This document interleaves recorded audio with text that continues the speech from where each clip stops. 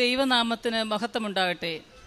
അമ്മയുടെ പ്രത്യക്ഷീകരണത്തിൻ്റെ ഈ വേദിയിൽ എന്നെയും എൻ്റെ കുടുംബത്തെയും സാക്ഷികളാക്കി ഉയർത്തതിന് യേശുനാമത്തിൽ ഞങ്ങൾ നന്ദി പറയുന്നു. എൻ്റെ പേര് ജൂജിമോൾ ചെറിയാൻ. ഞങ്ങൾ ആലപ്പുഴ ജില്ലയിലെ ചേന്നങ്കരി ഇടവകയിൽ നിന്നാണ് വരുന്നത്.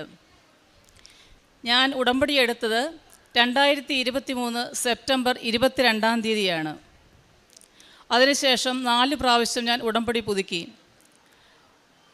ഞാൻ ആദ്യമായി ഉടമ്പടി എടുക്കുവാൻ വരുമ്പോഴത്തേക്ക് വളരെയധികം വ്യസനിച്ച ഒരു മനസ്സുമായിട്ടാണ് ഞാൻ ഈ പള്ളിയിലേക്ക് എത്തിയത്. ആ സമയത്ത് എത്രയധികം വേദന ഞങ്ങളുടെ മനസ്സുണ്ടായിരുന്നു. അതായത് ഞങ്ങളുടെ മൂത്ത മകൻ ജൂബിൻ അലക്സ് CMA USA എക്സാമിന് വേണ്ടി തയ്യാറെടുക്കുന്ന സമയമായിരുന്നു. 2021 അവൻ ആ കോഴ്സിന് ചേർന്നത്. ആ കോഴ്സിന് ചേർന്ന് കഴിഞ്ഞപ്പോൾ അവന് വളരെയധികം ഡിപ്രഷൻ കണക്കുണ്ടാവുകയാണ്. ഞാനിതെങ്ങനെ പാസ്സാകും, എനിക്കിത് പാസ്സാകാൻ സാധിക്കുമോ? അപ്പോൾ ഞാൻ പറഞ്ഞു, നമുക്ക് കൃപാസനം മാതാവുണ്ട്, മാതാവ് നമ്മളെ സഹായിക്കും, നമുക്ക് വേണ്ടി ഈശോയോട് മധ്യസ്ഥം വഹിക്കും. അങ്ങനെ ഞാൻ നിരന്തരം അവനോട് പറയുമായിരുന്നു. ആ സമയത്ത് ഞാൻ ഉടമ്പടി എടുത്തിരുന്നില്ല. പക്ഷേ ഞങ്ങൾ കൃപാസനത്തിലെ ഉപ്പും തേനും ചെറിയ കാശുരൂപവും ഞങ്ങൾ ഉപയോഗിക്കുന്നുണ്ടായിരുന്നു. മക്കൾ ഏത് എക്സാമിന് പോയാലും ഞങ്ങൾ ഇതെല്ലാം ഉപയോഗിക്കുകയും അവർക്ക് വേണ്ടി പ്രത്യക്ഷീകരണ പ്രാർത്ഥന നിരന്തരം ഞങ്ങൾ ചൊല്ലുകയും ചെയ്യുമായിരുന്നു. ഞാൻ ഉടമ്പടി എടുക്കാൻ ആദ്യമായി വന്ന ദിവസം എൻ്റെ മൂത്ത മകനുമായിട്ടാണ് വന്നത്. ആ ദിവസം ഞങ്ങൾ ആത്മീയ വിശുദ്ധീകരണത്തിനും ദൈവിക ജീവൻ നിലനിൽക്കുവാനുള്ള കൃപയോട് നിയോഗങ്ങൾ വെച്ചു. അതിനുശേഷം എൻ്റെ മകൻ്റെ CMA USA എക്സാം പാസ്സാകണമെന്നുള്ള നിയോഗം വച്ചു. അവൻ സെക്കൻഡ് പാർട്ട് 2022 പാസ്സായിരുന്നു. അതിനുശേഷം 2023 ജൂണിൽ ഫസ്റ്റ് പാർട്ട് ഒരു പ്രാവശ്യം അപ്പിയർ ചെയ്ത്, പക്ഷേ അവൻ ഫെയിലായി. അപ്പോൾ അതോടുകൂടി അവന് കൂടുതൽ നിരാശയായി. 3 വർഷം എൻ്റെ വേസ്റ്റായി പോകും, ഇനി ഏത് കോഴ്സിന് ഞാൻ പോകും, എനിക്കിത് പൂർത്തിയാക്കാൻ സാധിക്കില്ലെന്ന് നിരന്തരം പറഞ്ഞുകൊണ്ടിരുന്നു. ഞാൻ പറഞ്ഞല്ല, ദൈവം നിൻ്റെ കൂടെയുണ്ട്, മാതാവ് നിനക്ക് വേണ്ടി ഈശോയുടെ മധ്യസ്ഥം വഹിച്ചുകൊണ്ടിരിക്കുകയാണ്, നിനക്കിത് സാധിക്കും. അങ്ങനെ ഞങ്ങൾ ഉടമ്പടി എടുത്തതിന് ശേഷം ഇവൻ എക്സാമിന് വേണ്ടി 2ാമത്തെ പ്രാവശ്യം ഫസ്റ്റ് പാർട്ട് എക്സാം എഴുതാനായിട്ട് ഡേറ്റ് എടുത്തു. ഒക്ടോബർ 20 ഇവന് ഡേറ്റ് കിട്ടിയത്. അപ്പോൾ ഒക്ടോബർ മാസം നിരന്തരം ഞങ്ങൾക്ക് ദൈവത്തിൻ്റെ ഒരു സഹായം ലഭിക്കുന്ന മാസമായിട്ടാണ് ഞാൻ എപ്പോഴും കരുതിയിരുന്നത്. അവൻ്റെ ആദ്യത്തെ എക്സാം അവൻ പാസ്സായതും ആ മാസം തന്നെയായിരുന്നു. അപ്പോൾ അതുകൊണ്ട് ഞാൻ എൻ്റെ മനസ്സിൽ പറഞ്ഞു, ഇത്തവണ ഏതായാലും ഇവൻ പാസ്സാകും. പക്ഷേ അവൻ എന്നോട് പറഞ്ഞു, അല്ലമ്മേ, എനിക്ക് വളരെ നിരാശയാണ്, ഞാൻ എന്തിനു പോകും, 3 വർഷം എൻ്റെ വേസ്റ്റായിപ്പോയി, എനിക്ക് ഒരു തരത്തിലും എനിക്ക് ഇത് പാസ്സാകാൻ സാധിക്കുമെന്ന് തോന്നുന്നില്ല. അങ്ങനെ വളരെ ഡിപ്രസ്ഡ് മൂഡിലായിരുന്നു അവൻ. ഞാൻ പറഞ്ഞല്ല, നിനക്ക് ദൈവം മാതാവ് നിൻ്റെ കൂടെയുണ്ട്, നിന്നെ സഹായിക്കും. അങ്ങനെ എക്സാമിൻ്റെ ദിവസമായി. ഇവൻ കോഴിക്കോട് വെച്ചായിരുന്നു ഇവൻ എക്സാം. ആ ദിവസം തലേ ദിവസം പോകണം. ഞാനിവന് നേർച്ച വസ്തുക്കളായ ഉപ്പും തേനും അതുപോലെ തന്നെ ഒരു ചെറിയ കാശ്രൂപം അവന് കൊടുത്തു വിട്ടു. ഉടമ്പടി തൈലം ഒരു ചെറിയ പാക്കറ്റിലാക്കി ഇവൻ ആ സമയത്ത് നെറ്റിയിൽ പൂശുവാനായിട്ടും കൊടുത്തു വിട്ടു. വീട്ടിൽ വെച്ച് അവനിത് കഴിച്ചുകൊണ്ട് പോയി.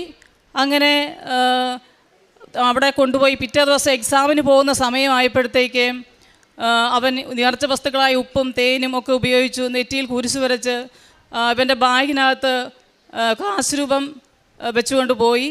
അവിടെ ചെന്ന് ഇവന് എക്സാം ഹാളിൽ പ്രവേശിച്ചു. അതിനുശേഷം അവനുണ്ടായ അനുഭവങ്ങൾ എന്താണെന്ന് ഞാനിവിടെ നിരന്തരം വീട്ടിൽ ഇവന് വേണ്ടി പ്രാർത്ഥിച്ചുകൊണ്ടിരുന്നു. പ്രത്യക്ഷീകരണ പ്രാർത്ഥന ചൊല്ലി, അതുപോലെ തന്നെ വിശ്വാസ പ്രമാണം ചൊല്ലി നിരന്തരം ഞാൻ ഉടമ്പടി കാശ്രൂപം കയ്യിൽ പിടിച്ച് ഞാൻ ഇവന് വേണ്ടി പ്രാർത്ഥിച്ചു.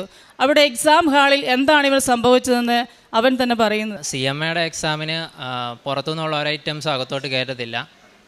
അപ്പോൾ പുറത്തുനിന്നുള്ള ഒരു ഐറ്റംസും CMA എക്സാമിന് അകത്തോട്ട് കയറ്റത്തില്ല. അപ്പം നമ്മളെ ഫുള്ളി ചെക്ക് ചെയ്തിട്ടാണ് അവരകത്തോട്ട് കയറ്റുന്നത്. അപ്പം കാശുരൂപം പോലും നമുക്ക് അകത്തോട്ട് കൊണ്ടുവരാൻ പറ്റാത്തൊരവസ്ഥയാണ്. അപ്പോൾ ഞാൻ ചെയ്തതെന്ന് പറഞ്ഞു കഴിഞ്ഞാൽ, ഞാൻ കൊണ്ടുപോയ ബാഗിനകത്ത് തന്നെ കാശുരൂപം കുത്തിവെച്ച് പുറത്തെ ലോക്കറിനകത്ത് തന്നെ ഞാനത് വെച്ച്, എന്നിട്ട് ഞാൻ പരീക്ഷയ്ക്ക് വേണ്ടി അകത്ത് കയറി. അവർ ഫുള്ള് നമ്മളെ ചെക്ക് ചെയ്ത് എന്നെ അകത്ത് കയറ്റി. ഇത് കമ്പ്യൂട്ടർ ബേസ്ഡ് എക്സാമാണ് CMA വരുന്നത്. അപ്പം ടോട്ടൽ 500 മാർക്സിൻ്റെ ഒരു എക്സാമാണ്. അതിനകത്ത് 100 MCQ ക്വസ്റ്റ്യൻസ് ഉണ്ട്. അതിനകത്ത് എല്ലാ 6 സബ്ജക്ട്സ് ഉണ്ട് ഒരു എക്സാമിന്. അപ്പോൾ അതിനകത്തുനിന്ന് എല്ലാത്തിനും കട്ട് ഓഫ് ആയിട്ടുള്ള 50% മാർക്ക് മിനിമം എല്ലാ സബ്ജക്ട്സിൽ നിന്ന് കിട്ടിയാൽ മാത്രമേ അടുത്ത SI വിൻഡോ ഓപ്പൺ ആകത്തുള്ളൂ. അപ്പം ഞാൻ എക്സാമിന് ആദ്യം കയറിയിരുന്ന് കമ്പ്യൂട്ടറിൻ്റെ എല്ലാം ഓണാക്കി ഓരോ ക്വസ്റ്റ്യൻസായിട്ട് ഞാൻ ആദ്യത്തെ നോക്കാൻ തുടങ്ങി. അപ്പോൾ ആദ്യത്തെ ക്വസ്റ്റ്യൻസൊക്കെ നോക്കാൻ തുടങ്ങിയപ്പം തന്നെ എനിക്ക് ഞാൻ പഠിച്ചതായിട്ട് ഒരു ബന്ധവും ഇല്ലാത്ത ക്വസ്റ്റ്യൻസ്, എനിക്കൊന്നും ഓർമ്മ കിട്ടുന്നില്ല. ഞാനപ്പം തന്നെ മാതാവിനോട് പ്രാർത്ഥിച്ച്, മാതാവേ എനിക്ക് ജീവിതത്തിൽ ഇത് മാത്രമേ ഇനി ഫ്രണ്ടിലോട്ട് പോകാനുള്ള ഒരു ഓപ്ഷനുള്ളൂ, എനിക്ക് എങ്ങനെയും ചെയ്തു തരണമെന്ന് ഞാൻ പറഞ്ഞു. അപ്പം ഞാൻ എന്നിട്ട് മാതാവ് ചെയ്തെന്നുള്ള വിശ്വാസത്തിൽ ചെയ്യാൻ തുടങ്ങിക്കഴിഞ്ഞപ്പം ഓരോ ചോദ്യത്തിനും ഉത്തരങ്ങൾ എൻ്റെ മനസ്സിൽ ഇങ്ങനെ തെളിഞ്ഞു വരാൻ തുടങ്ങി. ഞാനപ്പം അങ്ങനെ മാതാവ് പറഞ്ഞു തരുന്ന പോലെ തന്നെ ഓരോ ക്വസ്റ്റ്യൻസും ക്ലിക്ക് ചെയ്ത് ഫ്രണ്ടിലോട്ട് പോയി. അങ്ങനെ പോയി കുറച്ച് കഴിഞ്ഞപ്പം എനിക്ക് അറിയാവുന്ന ക്വസ്റ്റ്യൻസ് ഇങ്ങനെ വരാൻ തുടങ്ങി. അറിയാത്ത ക്വസ്റ്റ്യൻസ് വരാൻ നേരത്ത് ഞാൻ മാതാവെ എൻ്റെ കൂട്ടത്തിൽ കാണണമെന്ന് പറഞ്ഞ് മാതാവ് സെലക്ട് ചെയ്ത് തരണമെന്ന് പറഞ്ഞ് ഞാൻ ആ ഉത്തരങ്ങൾ എല്ലാം സെലക്ട് ചെയ്ത് വിട്ട്. അങ്ങനെ 3 മണിക്കൂർ തികയുന്നതിന് മുന്നേ തന്നെ ഞാൻ ഈ MCQ ക്വസ്റ്റ്യൻസ് ഫുള്ള് കംപ്ലീറ്റ് ആക്കി. എന്നിട്ട് അത് കഴിയുമ്പോൾ മാത്രമേ ഇതിനകത്ത് അവർ കട്ട് ഓഫ് ആയ നമുക്ക് മാർക്ക് കിട്ടിയെങ്കിൽ മാത്രമേ അടുത്ത SI വിൻഡോ ഓപ്പൺ ആകത്തുള്ളൂ. അപ്പോൾ ഞാൻ മാതാവിനോട് പ്രാർത്ഥിച്ചുകൊണ്ടിരിക്കുക, ഇത് ക്ലിക്ക് ചെയ്യുന്നതിന് മുന്നേ, സബ്മിറ്റ് ചെയ്യുന്നതിന് മുമ്പേ, മാതാവ് എനിക്കിത് ഓപ്പൺ ചെയ്ത് തരണേന്ന് പറഞ്ഞുകൊണ്ട്. എന്നിട്ട് ഞാൻ സബ്മിറ്റ് ചെയ്തപ്പം ഞാൻ പ്രാർത്ഥിച്ചുകൊണ്ടിരിക്കുക അതിൻ്റെ കൂട്ടത്തിൽ തന്നെ. അപ്പം തന്നെ എനിക്ക് SI വിൻഡോ ഓപ്പണായി വന്ന്. SI ഓപ്പണായി ഞാൻ അത് ചെയ്യാൻ തുടങ്ങിയപ്പം അതിനകത്തും എനിക്ക് അറിയാൻ മേലാത്ത ക്വസ്റ്റ്യൻസ് ആയിരുന്നു ഫുള്ളുണ്ടായിരുന്നത്. ഞാൻ മാതാവ് എനിക്ക് സമയം കളയാൻ ഇനിയില്ല, ഞാനിത് എഴുതാൻ തുടങ്ങുകയെന്ന് പറഞ്ഞുകൊണ്ട് മാതാവിനോട് ഞാൻ എഴുതാൻ തുടങ്ങി. ഞാൻ എഴുതാൻ തുടങ്ങിക്കഴിഞ്ഞപ്പം എനിക്ക് എന്തൊക്കെയോ പോയിൻറ്റ്സ് മാതാവ് ഇങ്ങനെ പറഞ്ഞു തരുന്ന പോലെ തോന്നി. ഞാനതൊക്കെ അതുപോലെ തന്നെ അതിനകത്തോട്ട് എന്നെക്കൊണ്ട് പറ്റാവുന്ന രീതിയിലൊക്കെ ഞാൻ എഴുതി വെച്ച്. എന്നിട്ട് ഞാൻ അവിടെ നിന്ന് സബ്മിറ്റ് ചെയ്ത് ഞാൻ എക്സാം എല്ലാം കംപ്ലീറ്റ് ചെയ്ത് ഞാൻ അവിടെ നിന്ന് ഇറങ്ങി. പിന്നെ എനിക്ക് ഡിസംബർ 14-ാം തീയതി ആയപ്പോഴാണ് ഇതിൻ്റെ റിസൾട്ട് വരുന്നത്. എക്സാം കഴിഞ്ഞ് കറക്റ്റ് 40ാമത്തെ ദിവസം ഇതിൻ്റെ റിസൾട്ട് വരും. ഇതിൻ്റെ റിസൾട്ട് വന്നപ്പം 360 മാർക്കാണ് ഇതിന് പാസ്സാകാൻ വേണ്ടി വേണ്ടത്. എനിക്ക് മാതാവ് 370 മാർക്ക് തന്ന്. അപ്പം ഞാൻ പ്രാർത്ഥിച്ചതിനെക്കാട്ടി 10 മാർക്ക് കൂടുതൽ തന്ന് മാതാവിനെ അനുഗ്രഹിച്ച്. പിന്നെ ഇതുപോലെ തന്നെ എക്സാം കഴിഞ്ഞ് ഞാനിങ്ങനെ അതിനു മുമ്പ് തന്നെ ജോലിക്ക് വേണ്ടിയൊക്കെ അപ്ലൈ ചെയ്യാൻ തുടങ്ങിയായിരുന്നു. പക്ഷേ ചില ജോലികൾ നമ്മൾ ഉദ്ദേശിക്കുന്ന സാലറി നമുക്ക് കിട്ടത്തില്ല, നമ്മുടെ ക്വാളിഫിക്കേഷന് വേണ്ടി നമുക്ക് ഇഷ്ടപ്പെട്ട ഒരു ജോലി കിട്ടത്തില്ല. അങ്ങനെ പല കാരണങ്ങൾ കൊണ്ട് ഇങ്ങനെ ഓരോ ഇത് വന്ന് മുടങ്ങിക്കൊണ്ടിരിക്കുമായിരുന്നു. പിന്നെ ഞങ്ങൾക്ക് മനസ്സിലായി ഇനി മാതാവിനോട് ഈ കാര്യം പറഞ്ഞ് പ്രാർത്ഥിച്ചാലേ രക്ഷയുള്ളതെന്ന് മനസ്സിലായി. അങ്ങനെ ഞങ്ങൾ പിന്നെ മാതാവിനോട് എല്ലാ ദിവസവും ഞാനും ഞങ്ങളുടെ വീട്ടുകാരും എല്ലാവരും ഇരുന്ന് പ്രാർത്ഥിക്കാൻ തുടങ്ങി. അങ്ങനെ പ്രാർത്ഥിച്ചുകൊണ്ടിരുന്നപ്പം പെട്ടെന്നൊരു ദിവസം ഇങ്ങനെ എൻ്റെ മെയിലിലോട്ടൊരു മെസ്സേജ് വരിക. ഒരു DXC ടെക്നോളജി എന്ന് പറഞ്ഞൊരു അമേരിക്കൻ കമ്പനിയുണ്ട്. അവർ ഈ CMAയുടെ ബോർഡായ IMA എന്ന് തന്നെ നമ്മളെ സെലക്ട് ചെയ്ത് ഇവർക്ക് വേണ്ടി നമ്മളെ റെഫർ ചെയ്തതാണ്. അപ്പം ഈ CMA പഠിക്കുന്നവരെയും പാസ്സായിട്ടുള്ളവരെയും അവരുടെ ഫിനാൻഷ്യൽ അനലിസ്റ്റായിട്ട് ഇൻറ്റേൺഷിപ്പിന് വേണ്ടി അവർ ക്ഷണിച്ചുകൊണ്ടുള്ളൊരു മെയിലായിരുന്നത്. അങ്ങനെ ഞാനതിന് കയറി ഞാൻ അപ്ലൈ ചെയ്തതായിട്ട് പോലും ഞാൻ ഓർക്കുന്നില്ല, അതെങ്ങനെയാണ് വന്നതെന്ന് പോലും എനിക്കറിയത്തില്ല. ഞാനങ്ങനെ അന്ന് മീറ്റിങ്ങിന് അറ്റൻഡ് ചെയ്ത് പിന്നെ എനിക്ക് 4 റൗണ്ട് ഇൻ്റർവ്യൂ ഉണ്ടായിരുന്നു. ഈ ഇൻ്റർവ്യൂ എല്ലാം ഓൺലൈനായിരുന്നു. കമ്പ്യൂട്ടർ ബേസ്ഡ് ആയിട്ടുള്ള ടെസ്റ്റ് ഉണ്ടായിരുന്നു. അതൊക്കെ ഞാൻ ഒത്തിരി ഇൻ്റർവ്യൂവിന് അങ്ങനെ അറ്റൻഡ് ചെയ്തിട്ടുണ്ടെങ്കിലും ഇത്രയും പാടായിട്ടുള്ള ഒരു ഇൻ്റർവ്യൂ ഞാൻ ആദ്യമായിട്ടാണ് കമ്പ്യൂട്ടർ ബേസ്ഡ് ആയിട്ട് ഞാൻ അറ്റൻഡ് ചെയ്യുന്നത്. അങ്ങനെ അറ്റൻഡ് ചെയ്തുകൊണ്ടിരിക്കുന്നതിൻ്റെ ഇടയ്ക്ക് എനിക്ക് ക്വസ്റ്റ്യൻസ് എല്ലാം ഭയങ്കര പാടായിട്ട് എനിക്ക് തോന്നിയത്. ഞാനപ്പം മാതാവിനോട് ഓരോ ക്വസ്റ്റ്യൻ ഞാൻ സബ്മിറ്റ് ചെയ്യുന്നതിന് മുമ്പ് ഞാൻ പ്രാർത്ഥിച്ചുകൊണ്ടിരിക്കുക, മാതാവേ ഇത് ശരിയാക്കി തരണം, എൻ്റെ ജീവിതത്തിൽ എനിക്ക് വേറെ വഴിയില്ല എന്ന് പറഞ്ഞ് ഞാൻ പ്രാർത്ഥിച്ചുകൊണ്ടിരിക്കുക.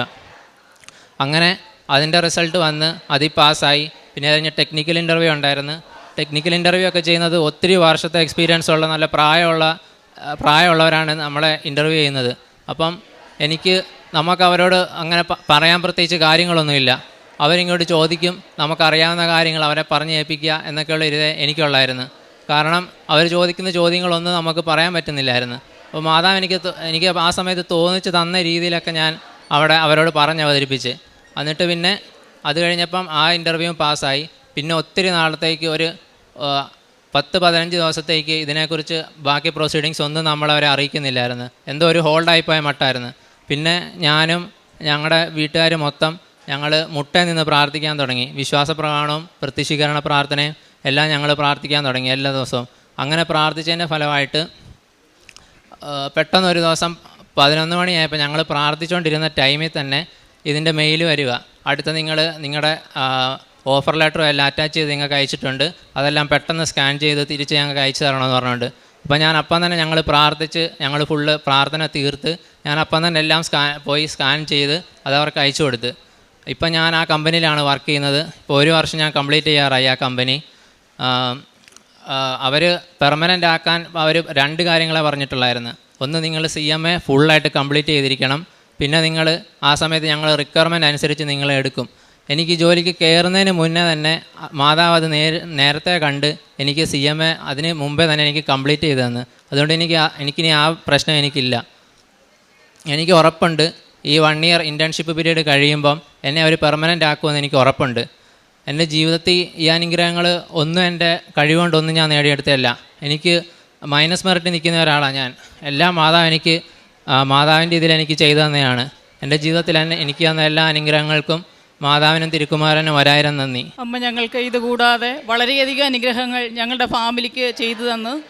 എന്നെയും എൻ്റെ ഹസ്ബൻഡിനെയും 2 മക്കളെയും പരിപാലിക്കുകയും നിരന്തരം ഞങ്ങളെ വഴിനടത്തുകയും എല്ലാ പ്രതിസന്ധി ഘട്ടങ്ങളിലും ഞങ്ങളുടെ കൂടെ എപ്പോഴും അമ്മയുണ്ട് എന്ന തോന്നൽ ഞങ്ങൾക്കുണ്ട്.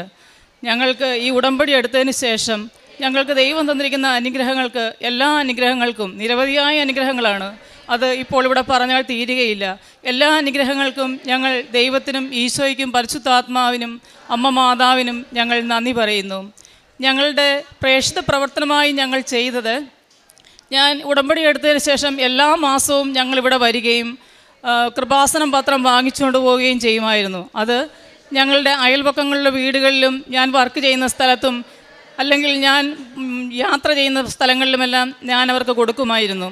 അങ്ങനെ എല്ലാ മാസവും ഞാനിവിടെ എത്തി അമ്മ മാതാവിനെ കാണുവാനായിട്ട് ഞാൻ നിരന്തരം പരിശ്രമിച്ചിരുന്നു. ഒരു മാസം വന്നില്ലെങ്കിൽ എനിക്ക് വളരെയധികം ബുദ്ധിമുട്ട് അനുഭവപ്പെടും. എനിക്ക് ഈ മാസം എനിക്ക് പോകാൻ സാധിച്ചില്ലല്ലോ. അങ്ങനെ എല്ലാ മാസവും ഞാൻ വരാനായിട്ട് പരിശ്രമിക്കുകയും എനിക്ക് വരാൻ സാധിക്കുകയും ചെയ്തു. അതുപോലെ തന്നെ സാക്ഷ്യങ്ങൾ ഞങ്ങൾ ഫോർവേഡ് ചെയ്ത് കൊടുക്കുമായിരുന്നു. നിരന്തരം ഞങ്ങളുടെ വീട്ടിൽ ഇപ്പോൾ സാക്ഷ്യങ്ങൾ മാത്രമാണ് ഞങ്ങൾ കേൾക്കുന്നത്. അതായത് എപ്പോൾ ഏത് ജോലി ചെയ്താലും സാക്ഷ്യങ്ങൾ മാത്രം. അടുക്കളയിലും അല്ലാതെ ആഹാരം കഴിക്കുമ്പോഴും എല്ലാ സാക്ഷ്യങ്ങൾ കേട്ടുകൊണ്ട് ജീവിക്കുവാനായിട്ട് ഞങ്ങൾക്ക് സാധിക്കുന്നു. അതുപോലെ തന്നെ ജോസഫ് അച്ഛൻ്റെ ഡെയിലി ബ്രെഡ് എന്നുള്ള പ്രെയർ മോർണിംഗ് ടൈമിൽ എല്ലാ ദിവസവും കൂടുവാനായിട്ടും പ്രത്യക്ഷീകരണ പ്രാർത്ഥന ഞാൻ ഉടമ്പടി എടുത്ത ദിവസം മുതൽ എല്ലാ ദിവസവും ചെയ്യുവാനായിട്ടും സായാഹ്ന പ്രാർത്ഥന ചെല്ലുവാനായിട്ടും ഞങ്ങൾക്ക് സാധിക്കുന്നുണ്ട്. ഞങ്ങൾക്ക് ഒരു ദിവസം പോലും ഇതിനകത്തൊരു മുടക്കം വരുത്തുവാൻ ഞങ്ങൾക്ക് സാധിച്ചിട്ടില്ല. എല്ലാ ദിവസവും ചെയ്യാനായിട്ട് കൃത്യസമയത്ത് തന്നെ ചെയ്യുവാനായിട്ട് ദൈവം ഞങ്ങൾക്ക് കൃപ തന്നു. അതുപോലെ തന്നെ ദൈവത്തിന് സാക്ഷിയാകാനായിട്ട്, സുവിശേഷത്തിന് സാക്ഷിയാകാനായിട്ട് ഞാനൊരു സ്കൂളിലാണ് വർക്ക് ചെയ്യുന്നത്. ആ സ്കൂളിലെ കുഞ്ഞു കുട്ടികളോട് ഈശോയെക്കുറിച്ച് പറയുവാൻ ഞാൻ നിരന്തരം പരിശ്രമിക്കാറുണ്ട്. ബൈബിളിലെ കഥകൾ പറഞ്ഞു കൊടുക്കുവാൻ ഞാൻ നിരന്തരം പരിശ്രമിക്കാറുണ്ട്. പിന്നെ കാരുണ്യ പ്രവർത്തികളായി ഞങ്ങൾ ചെയ്യുന്നത്, എപ്പോഴെങ്കിലും ആർക്കെങ്കിലും എന്തെങ്കിലും ഒരു സഹായം ആവശ്യമുണ്ടെന്ന് കണ്ടാൽ ഞാനും എൻ്റെ ഹസ്ബൻഡും ഉടനടി അവർക്ക് ശാരീരികവും സാമ്പത്തികവുമായി സഹായം ചെയ്യുവാൻ ഞങ്ങൾ ശ്രദ്ധിക്കാറുണ്ട്. പിന്നെ എല്ലാം ഉടമ്പടിയിലും ഞങ്ങൾ കൃത്യം ഞങ്ങൾ ഒരു എമൗണ്ട് മാറ്റി വയ്ക്കും. അത് ഞങ്ങൾ ചാരിറ്റി ആയിട്ട് കൊടുക്കാറുണ്ട്. അത് ചിലപ്പം ഓരോ വ്യക്തികൾക്കാകാം, അല്ലെങ്കിൽ ഞങ്ങൾ ഓർഫനേജിലേക്ക് കൊടുക്കാറുണ്ട്. അങ്ങനെ സഹായം ചെയ്തു കൊടുക്കാനായിട്ട് ദൈവം ഞങ്ങളെ അനുഗ്രഹിക്കുന്നുണ്ട്. അതിനുള്ള കൃപ ഞങ്ങൾക്ക് ദൈവം തരുന്നുണ്ട്. പിന്നെ എൻ്റെ ക്ലാസ്സിലെ വീക്കായിട്ടുള്ള കുട്ടികളുണ്ട്. അവർക്ക് വേണ്ടി എൻ്റെ ഫ്രീ അവേഴ്സ് പോലും ഫ്രീ പീരീഡ് പോലും മാറ്റിവെച്ച് അവരെ പഠിക്കുന്ന കാര്യങ്ങൾ കൂടുതൽ അവർക്ക് ശ്രദ്ധ ചെലുത്തി വീണ്ടും വീണ്ടും പറഞ്ഞു കൊടുക്കാനായിട്ട് ഞാൻ ശ്രദ്ധിക്കാറുണ്ട്. ആത്മീയ കാര്യങ്ങൾ ഞങ്ങൾക്കുണ്ടായ അനുഭവങ്ങൾ അത് വളരെ വലുതാണ്. ഉടമ്പടിക്ക് ശേഷം ആത്മീയമായി വളരെ ഉയരാൻ എനിക്കും എൻ്റെ ഹസ്ബൻഡിനും 2 മക്കൾക്കും സാധിച്ച് ഞങ്ങൾക്ക് നിരന്തരമായി ദൈവത്തിനോട് അടുത്ത് നിൽക്കുവാനും പ്രാർത്ഥന ചൊല്ലുവാനും, ഇപ്പോൾ ഞങ്ങൾക്ക് 7 മണി എന്നൊരു സമയമുണ്ടെങ്കിൽ ഞങ്ങൾ സന്ധ്യാപ്രാർത്ഥന ചൊല്ലിയിരിക്കും. അതുപോലെ തന്നെ വചനം എഴുതാനായിട്ട് ഞങ്ങളെല്ലാവരും ശ്രദ്ധിക്കാറുണ്ട്. ഞാനും എൻ്റെ ഹസ്ബൻഡും 2 മക്കളും ഞങ്ങൾ ഉടമ്പടി എടുത്ത കാലം മുതൽ ഞങ്ങൾ വചനം എഴുതാറുണ്ട്. ഞങ്ങൾക്ക് ഓരോരുത്തർക്കും വചനം എഴുതാനായിട്ട് ഓരോ ബുക്ക് തന്നെ ഞങ്ങൾ മാറ്റിവെക്കുകയും ദൈവവചനം അതിലെഴുതുകയും ചെയ്യാറുണ്ട്. ചിലപ്പോൾ 25, 50, 100 അങ്ങനെ ഓരോന്നും ഞങ്ങളുടെ സമയമനുസരിച്ച് ഞങ്ങൾ എഴുതും. പിന്നെ ഇങ്ങനെ ഓരോ കാര്യങ്ങളിലും ആത്മീയമായി, അതായത് 2 ആഴ്ച കൂടുമ്പോൾ കുമ്പസാരിക്കാനായിട്ട് സാധിക്കുന്നുണ്ട്. പിന്നെ ഞാൻ പഠിപ്പിക്കുന്ന സ്കൂളിൽ ഒരു ദൈവാലയമുണ്ട്. അപ്പോൾ ആ ദേവാലയത്തിൽ പോയി എല്ലാ ദിവസവും ആരാധന നടത്തുവാനായിട്ട്, ആരാധിക്കുവാൻ, ദൈവത്തോട് സംഭാഷണം നടത്തുവാൻ എനിക്ക് സാധിക്കുന്നുണ്ട്. പിന്നെ ഞങ്ങളുടെ ഇടവക പള്ളിയിൽ പോയി എനിക്ക് അവധിയുള്ള എല്ലാ ദിവസങ്ങളിലും പോകുവാനായിട്ടും ദൈവത്തെ മഹത്വപ്പെടുത്താനായിട്ടും ഞാൻ പരിശ്രമിക്കാറുണ്ട്. ഞാനും എൻ്റെ കുടുംബവും ഇപ്പോൾ ദൈവത്തിൻ്റെ ഇഷ്ടമനുസരിച്ച് ജീവിക്കുവാൻ ഞങ്ങൾ പ്രത്യേകം ശ്രദ്ധിക്കുന്നുണ്ട്. ദൈവം ഈശോയിലൂടെ, മാതാവ് ഞങ്ങൾക്ക് വേണ്ടി മാധ്യസ്ഥം വഹിക്കുകയും ഈശോയിലൂടെ ഞങ്ങൾക്ക് നൽകുകയും ചെയ്ത എല്ലാ അനുഗ്രഹങ്ങൾക്കും ഞങ്ങൾ കോടാനുകോടി നന്ദി പറയുന്നു. 45:2-3 ഞാൻ നിനക്ക് മുൻപേ പോയി മലകൾ നിരപ്പാക്കുകയും പിച്ചള വാതിലുകൾ തകർക്കുകയും ഇരുമ്പോടാമ്പലുകൾ ഒടിക്കുകയും ചെയ്യും. നിന്നെ പേര് ചൊല്ലി വിളിക്കുന്ന ഇസ്രായേലിൻ്റെ കർത്താവായ ദൈവം ഞാനാണെന്ന് നീ അറിയേണ്ടതിന് അന്ധകാരത്തിലെ നിധികളും രഹസ്യ ധനശേഖരവും ഞാൻ നിനക്ക് തരും. ഉടമ്പടിയിലായിരിക്കുന്ന എല്ലാ സഹോദരങ്ങളും എപ്പോഴും ആവർത്തിച്ച് ചൊല്ലുന്നൊരു വചനമാണിത്. ഹൃദയത്തിൽ സൂക്ഷിച്ചുകൊണ്ട് പ്രാർത്ഥിക്കുന്നൊരു വചനമാണിത്. ആ വചനത്തിൻ്റെ ഒരു സാക്ഷാത്കാരമാണ് ജുജുമോൾ എന്ന് പറയുന്ന ഈ സഹോദരിയുടെ മകൻ നമ്മുടെ മുമ്പിൽ പങ്കുവയ്ക്കുന്ന CMA എക്സാമിൻ്റെ വിജയവും ഇൻറ്റേൺഷിപ്പിന് ലഭിച്ച സാഹചര്യവും അത് ഒരു സ്ഥിര ജോലിയായി മാറുവാനുള്ള സാധ്യതകളെക്കുറിച്ചും പങ്കുവയ്ക്കുമ്പോൾ ഈ കുടുംബം പ്രധാനമായിട്ടും മകൻ്റെ ഏറ്റവും ക്ലേശമുള്ള ഒരു പഠന പ്രക്രിയയിൽ അതിൻ്റെ അവസാന പരീക്ഷ അത് ജയിക്കുവാൻ വേണ്ടിയുള്ള പരിശ്രമത്തിൽ അമ്മ മാതാവിനെ എത്രത്തോളം ചേർത്ത് പിടിച്ചുവെന്നും അമ്മയുടെ സംരക്ഷണയിൽ എത്രത്തോളം ആശ്രയിച്ചുവെന്നും അമ്മ മാതാവ് നിരന്തരം മകൻ്റെ കൂടെ ഇരുന്ന് പ്രചോദിപ്പിച്ച് ഓരോ ഉത്തരങ്ങളും കൃത്യമായി മകന് പ്രചോദനം നൽകിക്കൊണ്ട് തെളിച്ചു കൊടുത്തുവെന്നും അതനുസരിച്ച് പരീക്ഷ എഴുതി വിജയിച്ചതിനെ മകൻ സാക്ഷ്യപ്പെടുത്തുകയാണ്. ഈ പരീക്ഷയ്ക്കുണ്ടായ വിജയവും ജോലിയിലേക്കുള്ള പ്രവേശനവും അത് സ്ഥിരമായി ലഭിക്കുമെന്ന പ്രത്യാശയും ഒക്കെ കുടുംബം വെക്കുമ്പോൾ അതിനേക്കാൾ ഉപരി നമുക്ക് ഈ സാക്ഷ്യത്തിൽ നിന്നും നമ്മുടെ ജീവിതത്തിലേക്ക് സ്വീകരിക്കേണ്ടത് ഒരു കുടുംബം ഒരുമിച്ച് അമ്മ മാതാവിൻ്റെ ഉടമ്പടി ജീവിതത്തിലൂടെ ആത്മീയ വളർച്ചയിലേക്കും ദൈവകൃപ നേടിയും ജീവിക്കുന്നു എന്നതിനെയാണ്. എല്ലാവരുടെയും വാക്കുകളിൽ അത് വ്യക്തമാണ്. അമ്മയും മോനും ഒരുപോലെ തന്നെ അത് പറയുന്നുണ്ട്. ഉടമ്പടി എടുത്ത നാൾ മുതൽ കുടുംബത്തിന് വരുന്ന വിശ്വാസ വളർച്ചയെക്കുറിച്ച് വചനം എഴുതുന്നതാവട്ടെ, 7 മണിക്കുള്ള പ്രാർത്ഥനയാവട്ടെ, ദിവ്യബലിയിലെ പങ്കാളിത്തമാവട്ടെ, ദിവ്യകാരുണ്യ ആരാധനാ സന്നിധിയിലേക്ക് ചെല്ലുവാനുള്ള നിരന്തരമായ ആഗ്രഹമാവട്ടെ, മറ്റുള്ളവരോട് കാണിക്കുന്ന സുവിശേഷ സ്നേഹത്തിൻ്റെ പ്രവൃത്തികളാവട്ടെ, ഓരോന്നും അത് കുടുംബത്തെ തന്നെ മൊത്തത്തിൽ അതൊരു ദൈവേഷ്ടപ്രകാരം ജീവിക്കുവാനായി ഒരുക്കിയതിനെയാണ് സന്തോഷത്തോടെ അവർ പങ്കുവയ്ക്കുന്നത്. പ്രിയമുള്ളവരെ, ഉടമ്പടി ജീവിതം വ്യക്തിയിൽ നിന്ന് നമ്മുടെ കുടുംബത്തിൽ ഓരോരുത്തരിലേക്കും വളരുമ്പോഴാണ് അത് കൂടുതൽ മാറ്റുള്ളതായി മാറുക, കൂടുതൽ കാതലുള്ളതായി മാറുക. നമുക്ക് ഭൗതിക നേട്ടങ്ങൾക്ക് വേണ്ടിയുള്ള കുറുക്കുപടിയായി ഉടമ്പടി ജീവിതത്തെ കാണരുതേ. അങ്ങനെയാണ് നമ്മൾ പലപ്പോഴും ആദ്യം ഇതിനെ സമീപിക്കുന്നത്. മറിച്ച് ഇത് നമ്മുടെ ആത്മാവിനെ സ്ഫുടം ചെയ്യുന്ന ആത്മീയതയായി കാണുമ്പോഴാണ് ഉടമ്പടി അതിൻ്റെ ശരിയായ അർത്ഥത്തിൽ ജീവിക്കുന്നവരായി നമ്മൾ ഓരോരുത്തരും മാറുന്നത്. ഈ കുടുംബം സന്തോഷത്തോടെ ഈ അൾത്താരയിൽ നിൽക്കുമ്പോൾ അവർക്ക് നമ്മോട് പറയുവാനുള്ളതും അത് തന്നെയാണ്. ഉടമ്പടി ജീവിതം കൂടുതൽ വിശുദ്ധിയിലേക്ക്, കൂടുതൽ ദൈവിക സംരക്ഷണയിലേക്ക്, കൂടുതൽ പ്രാർത്ഥനാരൂപിയിലേക്ക്, കൂടുതൽ കരുണയുള്ള പെരുമാറ്റത്തിലേക്ക് അവരെ ഓരോരുത്തരെയും നയിക്കുകയും വളർത്തുകയും ചെയ്തുവെന്ന് നമ്മളെയും അപ്രകാരം വളർത്തണമേ എന്ന് പ്രാർത്ഥിച്ചുകൊണ്ട് ഈ കുടുംബത്തിൽ ലഭിച്ച എല്ലാ അനുഗ്രഹങ്ങൾക്കും ബോധ്യങ്ങൾക്കും ദൈവപിതാവിനും തിരുക്കുമാരനും അമ്മ മാതാവിനും നന്ദി പറഞ്ഞുകൊണ്ട് കരങ്ങളടിച്ച് ഈ സാക്ഷ്യം സമർപ്പിക്കാം. അത്യപൂർവ ദൈവാനുഭവങ്ങൾ ഇനി നിങ്ങൾക്കും സ്വന്തം. ഈ യൂട്യൂബ് ചാനൽ ഇതുവരെ സബ്സ്ക്രൈബ് ചെയ്തിട്ടില്ലെങ്കിൽ ഇപ്പോൾ തന്നെ സബ്സ്ക്രൈബ് ചെയ്യുക. ഈ വീഡിയോ ഇപ്പോൾ തന്നെ നിങ്ങളുടെ സുഹൃത്തുക്കൾക്ക് ഷെയർ ചെയ്തുകൊണ്ട് കർത്താവിൻ്റെ പ്രേക്ഷിതരാകുക.